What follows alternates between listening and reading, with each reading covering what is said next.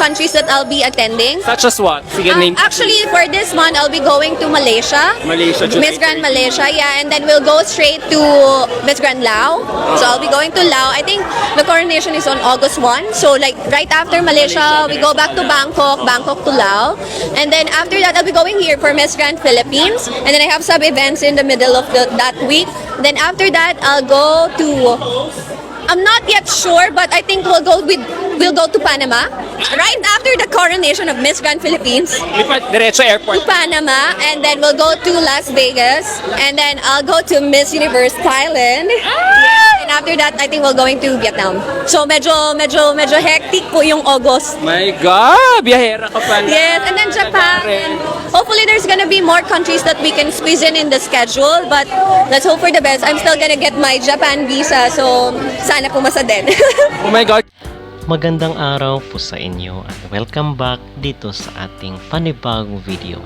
At napanood nyo mga kapolitika ang interview dito kay CJ Opiaza na kung saan ay tuwang-tuwa siya dahil na-approve na yung kanyang visa doon sa ibang mga bansa na kung saan ay nag-a-apply siya para dito nga sa world tour ng Miss Grand International.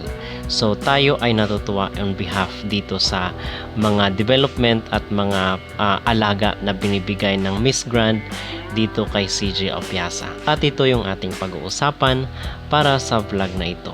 Pero bago ang lahat ay huwag kalimutang mag-like at mag-subscribe na rin kayo para updated kayo sa ating mga latest issue. At napanood nyo na kung saan ay itong si CJ ay napakaraming bansa na ang inilatag ng Miss Grand International para sa kanyang world tour.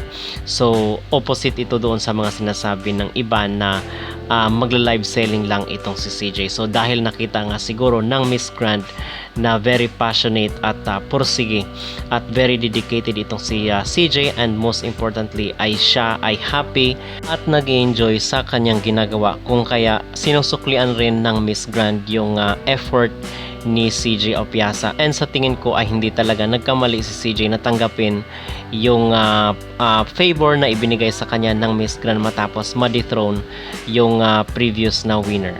So dito mga kapolitika, a busy travel schedule awaits reigning Miss Grand International CJ Opiaza. Next month, she may be only reigning for 4 months, but the Miss Grand International organization is making sure she will be remembered as one of the most traveled queens in the pageant history. Brace yourself as our Filipina queens travel to more countries next month. July 30, Malaysia. August 1, nasa Lao po si CJ, and then Philippines, Panama, Las Vegas, Thailand, Vietnam, and hopefully sa Japan. So ito yung mga na-mention ni CJ Opiaza. So tayo ay natutuwa mga kapolitika dito sa favor na ibinibigay ni Mr. Nawat. Samantala, nagkaroon na rin po ng name brand itong si CJ dito sa Jojo Bragais Shoes. And in fact, ay yung Jojo Bragais Shoes po ang major sponsor ng mga susuotin ng Miss Grand candidate dito sa MGI Philippines 2025. Grand announcement from Miss Grand International 2024 CJ Opiaza. You heard it from the grandest queen herself.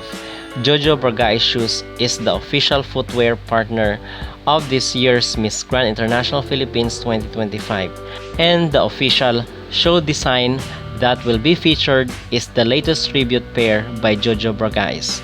So yun mga kapolitika ang update dito, and magbibigay po tayo sa inyo ng mga sariwang kaganapan dito sa mga activities ni CJ Opiaza, most especially yung kanyang mga pa-world tour.